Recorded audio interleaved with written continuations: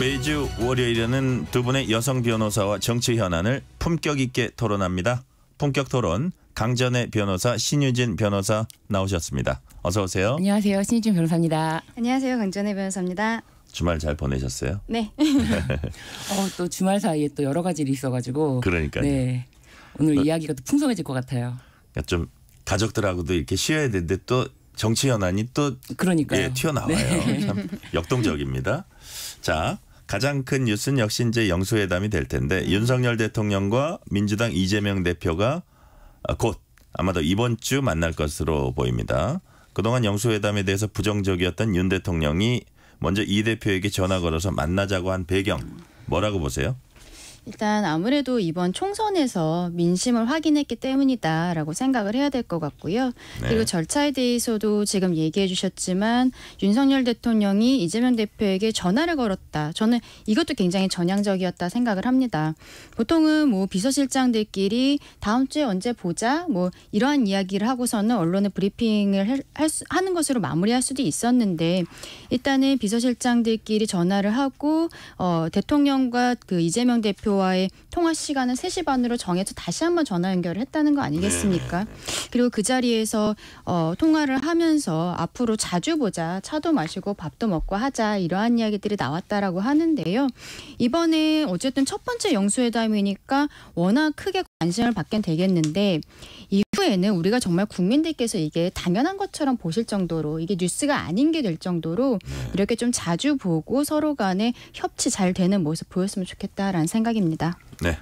그런데 이렇게 전화를 걸어서 먼저 만나자고 한 배경이 뭐냐고 이제 물어보셨는데 일단 총선 참패로 인한 것은 저는 아니라고 봐요. 왜냐하면은 총선 이후에 대통령이 16일 국무회의 발언을 보면은 국정 운영 방향은 어떻게 보면 옳았는데 뭐 예를 들면 국민들 마음에 닿지 않았다라든지 뭐 그러나 하지만이라는 말을 하면서 대통령의 국정 기조는 굉장히 국민들에게 민심을 닿으려고 노력했다, 최선을 다했다 이제 이런 방향이었고 그 이후에 오히려 이제 뭐 비공개에서는 뭐 국민들에게 죄송하다라는 말을 했다고 하는데 국민들이 그러면은 왜 직접 죄송하다는 말을 안 하고 비공개로 했냐 이것에 대해서 일단 의문을 갖기 시작했고요.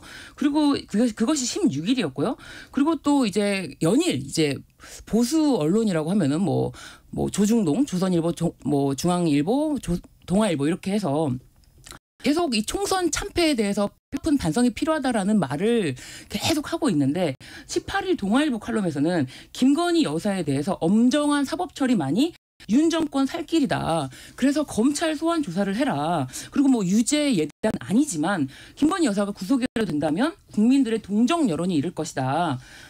김건희 여사의 SNS 활동 재개 소식이 있던데 지금 보수 지지자들 누군가 절망감을 느끼고 있다. 이제 이런 연일 강도 높은 비판을 하고 이 공정이라는 이런 것에 대해서 대통령이 전혀 보여주고 있지 않다. 국민들에 대해서 신뢰를 회복할 수 있는 방법은 그거밖에 없다라고 아주 명확하게 지적을 하고 있어요. 그렇기 때문에 19일 오전에서만 해도 아침 조조 참배 사실 4.19 기념식에 대통령이 당연히 행사에 참여하시는 것이 당연하다라고 생각을 했는데 이제 처음 듣는 조조 참배라고 해서 다른 야당 대표라든지 뭐 다른 예를 들면 조국 혁신당 대표 조국 대표라든지 이런 사람들과의 마주침을 꺼리는 입장이 아닌가 싶을 정도로 아침 8시에 이른 조조 참배를 하고 그게 이제 사진에까지 보도가 됐단 말이에요. 그러고 나서 도저히 이 상태로는 진행이 안 된다. 국정 운영이 안 된다라는 그런 제언 때문에 아무래도 영수회담을 제안한 것이 아니냐. 그런 얘기가 더 저는 좀 믿어진 신빙성이 있다라고 보여지는 것이 대통령 지지율이 역대 최저. 사실 MBS뿐만 아니라 한국갤럽에서 조사한 것도 역대 최저고요. 부정평가율은 역대 최고입니다. 이런 것을 타개해 나갈 수 있는 방법은 그동안 피했던 그런 영수회담을 더 이상 피할 수 없다라는 제언이 있지 않았을까 하는 추측입니다. 네. 자, 아무래도 제일 중요한 게 의제일 거예요. 그래서 이게 뭐 최상병 특검 뭐 이런 얘기도 나오는데 그 정청래 최고위원도 그런 약간 논쟁적인 것보다는 민생 얘기가 최우선적으로 가지 않겠느냐 이런 전망을 했고요. 이재명 대표가 유튜브 통해서 자신 총선 공약으로 제안했던 전국민 25만 원 민생회복지원금을 윤 대통령과 논의하겠다 이렇게 밝혔습니다. 앞서 윤 대통령은 무분별한 현금 지원은 마약과 같은 것이란 발언을 하기도 했고요. 또 이제 뭐 안철수 의원 같은 경우에도 총선에서 대승한 야당이 25만 원 전국민 지급 같은 현금 살포식 포퓰리즘 공약을 여당이 맥없이 뒤따르는 것은 무책임한 일이다. 이런 말도 했어요. 그래서 근데 이제 모처럼의 이 영수회담인데 그리고 가장 어떻게 보면 이재명 대표가 가장 이거를 중점적으로 좀 했으면 좋은 건데 이걸 거부하기가 쉬울까요? 이재명 대표 입장에서는 이번 총선 과정에서부터 이 민생회복지원금이라고 이름을 붙이고 1인당 25만 원, 한 가정 4인 가정이면은 100만 원 이게 지급하도록 하겠다라는 이야기들을 했는데 여기에 대한 왈가왈부가 있다는 것 자체가 저는 우리가 기존에 지급했었던 코로나 당시에 이제 지원금 여기에 대한 효과가 정확하게 드러나지 않았기 때문에 우리가 지금 여기에서 다시 한번 문제 제기를 하고 있다라고 생각을 합니다. 그때 코로나 지원금을 받고서는 정말로 경제가 완전히 회복이 되었었는지 그런 지표들이 확인이 되었다면 지금 이렇게 물가 상승 압력이라든지 이런 상황에서 당연히 지급을 하는 거였는데 그게 정확치가 않다는 거죠. 인플레이션의 문제를 넘어서서 이것이 과연 정말 뭐 시기를 정해서 뭐 지역 화폐 형태로 지급을 하자라고 지금 민주당에서 이야기를 하고 있는데 효과에 대한 부분들이 굉장히 좀 알 수가 없다. 그렇기 때문에 대통령이 국무회의 모두 발언에서도 그렇게 이야기를 한 것이 아닌가라고 생각을 하거든요. 네. 다만 지금 이재명 대표가 여기에 대해서 유튜브에서 이 이야기는 할 것이다라고 지금 명확히 밝힌 상황이기 때문에 아마도 첫 번째 영수회담에서 이 이야기는 나올 것으로 보이는데 저는 하지만 검토는 할 수 있다라고 생각해요. 지금 전 국민에 대한 지원이라고는 하지만 기본적으로는 금액이라든지 이거에 대한 방점보다는 어려운 분들을 도와주자라는 거잖아요. 그게 민생인 것이고 그것은 대통령의 의지와도 맞닿아 있다라고 생각을 하기 때문에 선별 지급 형태로 한다든지 아니면 지급 방식을 좀 다르게 한다든지 이런 거에 대해서는 저는 충분히 논의할 수 있을 것이라고 생각하거든요. 근데 이제 그렇다면은 뭐 서로 간에 정무적인 부분을 넘어서서 경제적인 효과라든지 검토가 필요하기 때문에 뭐 그날 영수회담에서 몇 시간 대통령과 이재명 대표가 만나고서는 누구에게 얼마 주겠습니다라고 바로 발표할 수는 없겠죠. 하지만 이런 것도 논의 테이블에 올리고 대통령이 그동안에 여기에 대해서 좀 부정적으로 이야기했다고 해서 테이블에 올리지 않는다? 저는 그것도 지금 우리가 대통령이 영수회담을 하겠다라고 마음 먹은 거에 있어서 모든 것을 올리겠다는 의지도 저는 있다라고 생각하거든요. 그렇기 때문에 논의를 할 만한 사안이다라고 생각을 합니다. 근데 이제 이런 부분에 있어서 워낙 이 중요한 두 분이 회담을 하는 거기 때문에 거기서 뭐 세세한 논의를 한다기보다 의제에 올리는 것 자체가 어떤 결론을 사실 상정하고 가기가 쉽거든요. 사실 그러지 않고 자 의제 올립니다. 그러고 둘이서 이제 논의하고 오늘은 안 되겠네. 그리고 다음에 또 논의합시다. 이러기는 어려울 거예요. 그렇죠. 예. 네. 그 어떻게 될 것으로 보세요? 그래서 일단 의제에 올리는 것 자체도 뭐 중요한데 일단은 이런 만남이 영수회담이라는 만남이 굉장히 어려운 만남이다라는 그런 시각보다도 국민을 위한 만남이라는 게 저는 주된 목적이 되어야 된다. 사실 두 분이 만나서 뭐 사진을 찍고 형식적으로 뭐 식사를 했다. 그러면 어떤 국민이 그런 만남에 대해서 의미를 두겠습니까? 사실 민심을 반영하고 민생과 국정 과제를 진짜 논의한다면은 국민들을 위한 것이 무엇이냐 이런 논의가 실질적으로 있어야 되는 것이고 그것에 대해서 어떤 방안이 구체적으로 나와야 국민들도 봤을 때 영수회담이 되니까 이런 결과가 있구나라고 좀 납득하지 않겠습니까? 단지 둘이 만났다라고 하면 어떤 국민도 환영하지 않을 것이다. 뭐 예를 들면 보수 지지층도 윤석열 대통령이 그동안은 피의자라면서 만나지 않았던 만남을 해서 결과적으로 사진만 찍고 아무 성과도 없었다라고 한다면은 지지할 것이 아니고 그리고 뭐 이재명 대표를 지지하는 국민들도 만나서 밥만 먹고 그냥 사진만 찍었다? 그럴 경우에는 우리에게 도움이 되는 어떤 민생 현안을 전달하지 않았다라는 측면에서 아무런 도움 없는 영수회담은 그냥 허울뿐이고 오히려 더 민심에는 안 좋을 것이다. 그렇기 때문에 어떤 성과를 내는 최소한의 그런 모습을 보여주는 것이 이 영수회담의 그 첫 단추가 되지 않을까라고 생각합니다. 이번에 흐름상으로 보면 사진만 찍는 영수회담은 아닌 그렇죠. 것 같아요. 네네. 그건 아닌 것 같고 네. 어떤 결과를 이제 도출을 하려고 할 겁니다. 네. 분명히. 그랬을 때 과연 어떤 게 적절하냐. 자, 또 하나가 지금 현재 시점에서 걸려 있는 게 네. 이제 인선 문제입니다. 네. 국무총리 대통령 비서실장. 자, 그러면 특히 이제 국무총리 같은 경우는 뭐 국회 인준을 받아야 되잖아요. 그렇죠. 그다음에 대통령 비서실장도 상당히 중요한 자리입니다. 그렇죠. 야당과의 협치에 있어서. 그렇다면 야당의 어떤 의견을 최대한 반영한다 이런 기류인 것 같아요, 현재. 근데 이 영세삼에서도 그런 것들이 실질적으로 논의가 될까요? 어떻게 보세요? 저는 이것도 가능성 있다고 생각을 하는데요.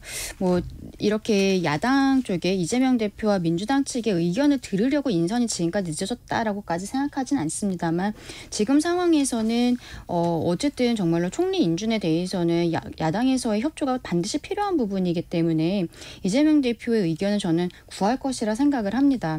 다만 그렇다고 해서 민주당에서 추천한 사람을 바로 총리로 기용할 것인가 지명을 할 것인가 그것은 아닐 것이라 생각을 하는 게 만약에 민주당에서 추천을 한 사람이 공식적으로 추천을 한 사람이 또 여당이나 그리고 이제 대통령실에서 받기 어려운 분일 수도 있거든요. 그러면은 그거대로의 문제가 또 생길 수 있지 않겠습니까?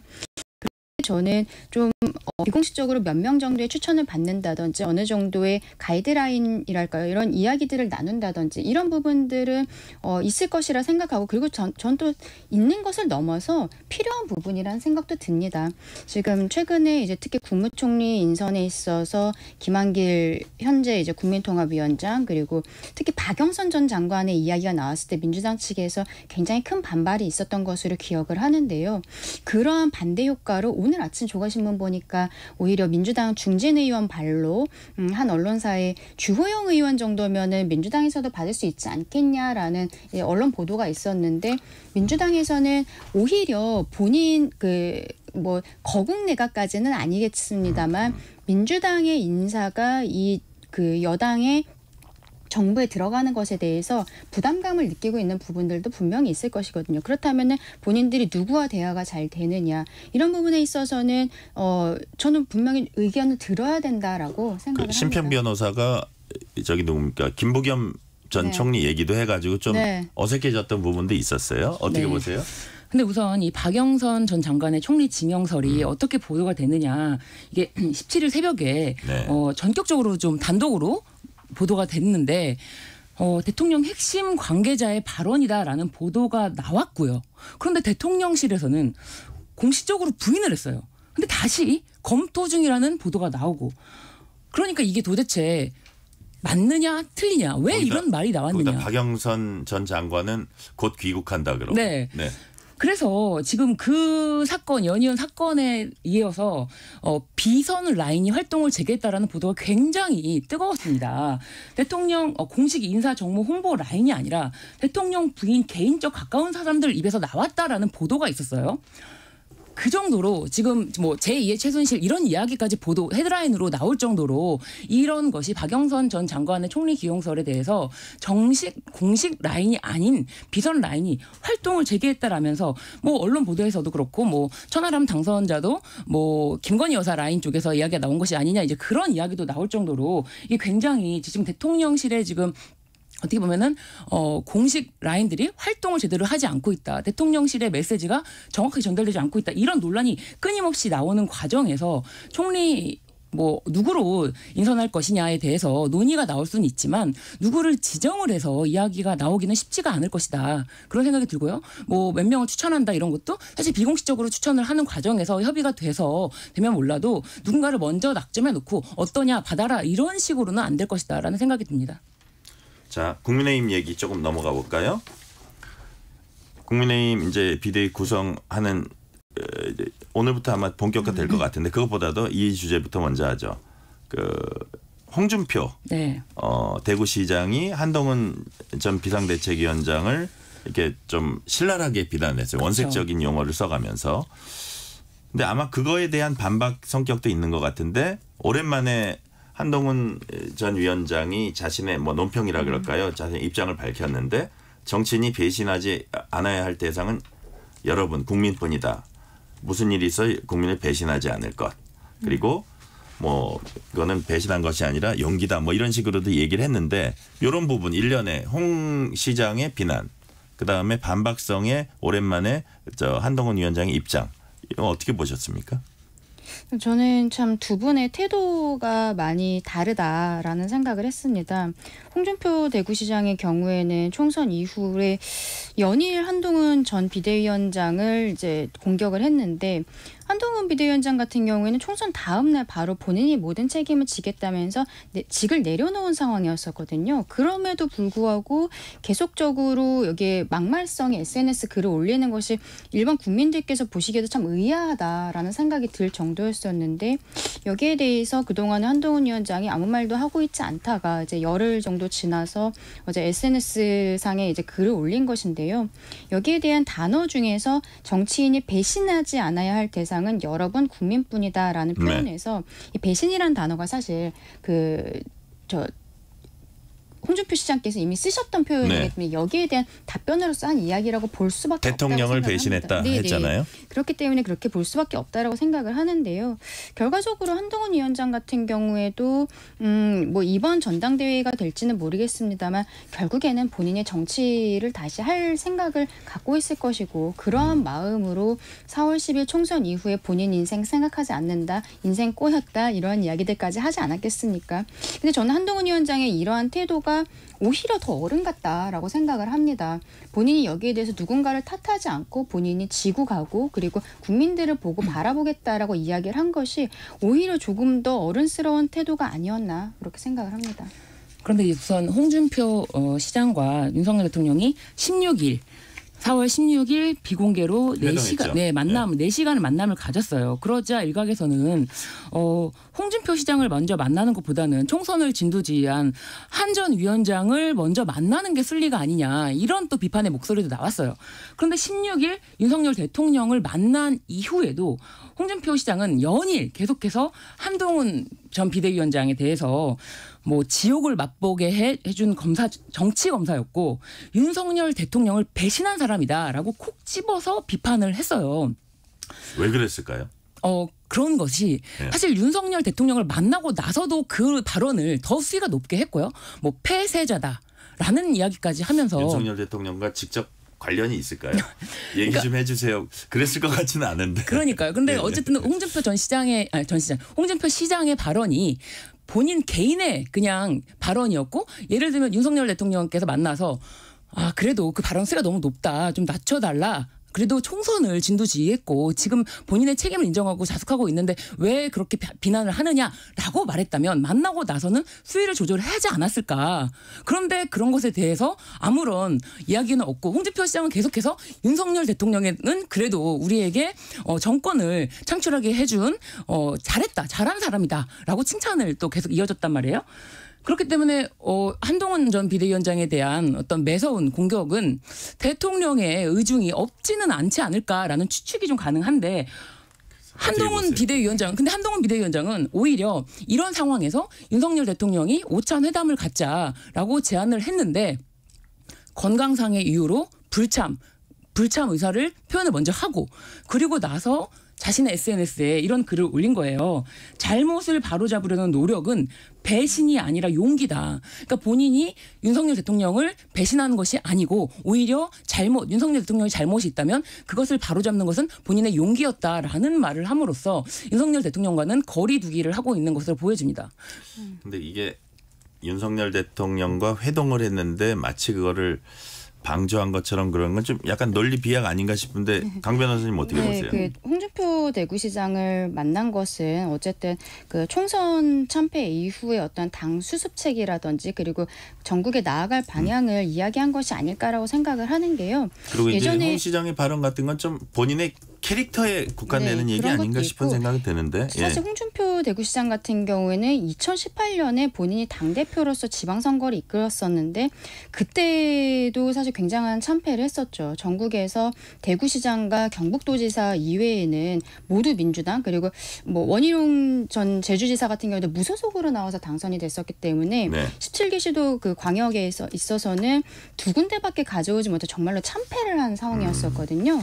그래서 홍준표 시장에 대해서 홍준표 시장 본인이 그렇게 참패를 하고 나중에 당대표에서 물러났지만 그 이후에 어쨌든 재기를 하고 지금 여기까지 올라오게 된 것 아니겠습니까? 그 과정에 대한 이야기들도 분명히 들었을 것이다. 당의 수습을 어떻게 할 것인지 앞으로 전국 구상은 어떻게 할 것인지 이러한 이야기들을 하면서 또 그날 뭐 총리라든지 비서실장에 대한 인선도 좀 논의를 했다고 이야기를 하고 있지 않습니까?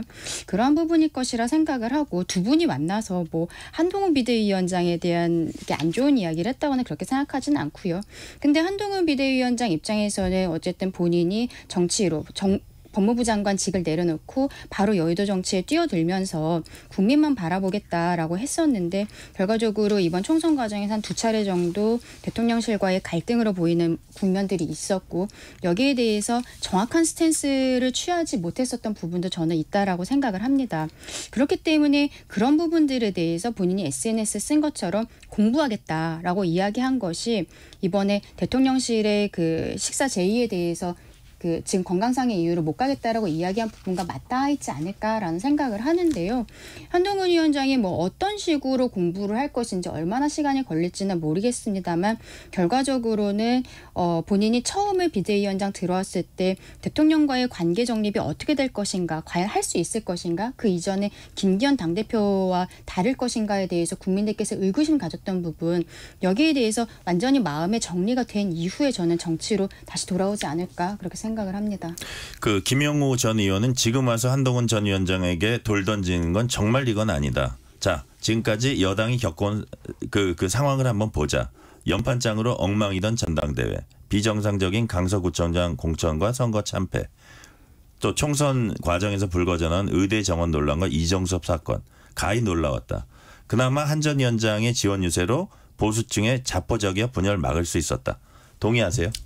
예, 저는 굉장히 동의하는 편이고요. 다만 이제 한동훈 비대위원장이 그 총선 과정에서 그 총선의 전략을 조금 부족했던 부분도 인정을 해야 될 것 같습니다. 집권 여당으로서 어떤 정책적인 부분, 미래에 대한 부분들을 국민들께 말씀드렸어야 됐는데 야당 입장에서는 정권 심판이라는 것이 당연히 그 선거 전략일 수밖에 없었는데 거기에 너무 좀 같이 말려 들어갔다 이런 생각을 하고 있고요. 그렇다면 그 과정에서 좀 당의 원로들께서 총선 과정에 도와주셨으면 좋았을 것 같은데 민주당 같은 경우에는 공천 과정에 잡음이 있었지만 그럼에도 불구하고 어쨌든 김부겸 전 총리, 이해찬 전 총리가 공동선대위원장으로 들어오면서 특히 김부겸 전 총리가 굉장히 국민들의 눈높이에 맞는 이런 쓴소리들을 많이 해주셨다라고 생각을 하거든요. 그런데 국민의힘에서는 그렇게 해주는 당의 어른이 없었다. 이게 굉장히 좀 아쉬움이 있습니다. 그러니까 이런 부분에 있어서의 공부라든지 이런 것들이 필요하다고 본인 스스로도 생각하는 것이 아닌가. 그런데 이번에 총선의 참패에 있어서 한동훈 비대위원장이 모든 책임을 지우는 것으로 이렇게 이야기하는 부분들에 있어서는 저도 좀 그렇게 보기는 어렵다라고 생각합니다. 신 변호사님한테 하나만 여쭤볼게요. 시간 관계상. 민주당이 이제 이화영 전 경기도 평화부지사가 제기한 경찰 술자리 검찰청 술자리 회의 의혹 관련해서 이제 국정조사도 하고 특검도 하자, 진상규명하자 이렇게 촉구했고 이제 어저께 유상범 의원이 나와서 이제 반박을 하던데 이재명 대표 사법 리스크 줄이려는 거짓 선동이다. 이거는 이래서는 안 된다.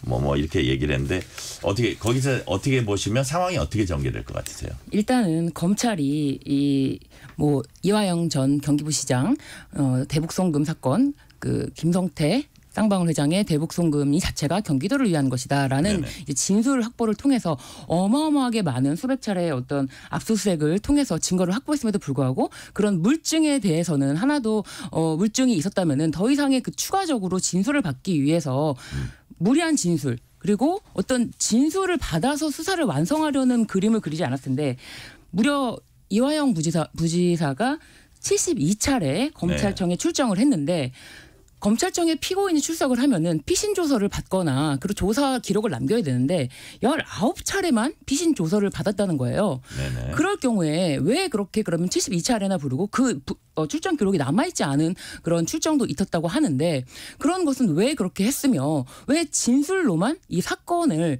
결정적으로 마무리 지으려고 했느냐 이런 것에 대해서 사실은 의문이 들 수밖에 없는 거죠. 그렇게 많은 압수수색을 했음에도 불구하고 어떤 결정적인 증거가 있다면 검찰도 지금 이렇게 예를 들면은 검찰청 내에서 연어를 먹었다, 연어를 먹은 것은 맞다, 뭐 이런 공방이 오고 갈 리가 없잖아요. 그런데 왜 그렇게 김성태 회장이 지금 김성태 회장은 보석으로 풀려나 있는 상태고 이화영 전 부지사 같은 경우는 3차례 구속기간이 연장이 됐는데 이렇게 3차례나 별건으로 구속기간이 연장되면서까지 무리한 수사를 통해서도 결과적으로 확실한 증거를 검찰은 제시하지 못한 거 아닙니까? 그렇기 때문에 이것은 이화영 부지사가 그동안 검찰에서 난 진술 회유를 받았다라는 말에 신빙성이 높을 수밖에 없고 이 담당 검사가 그 전에 수사했던 사건들에 비추어 볼 때 이 검사에 대한 과거에 그 피고인에 대한 진술 회유를 위한 방법들이 옳지 못했다. 그런 부분에 대한 많은 피해자가 양산됐다. 이런 보도도 있기 때문에 이런 진술은 좀 더 진실이 밝혀봐야 된다라고 생각합니다. 본격 토론 오늘은 여기까지 듣겠습니다. 강전의 변호사 신유진 변호사였습니다. 감사합니다. 안녕히 계세요.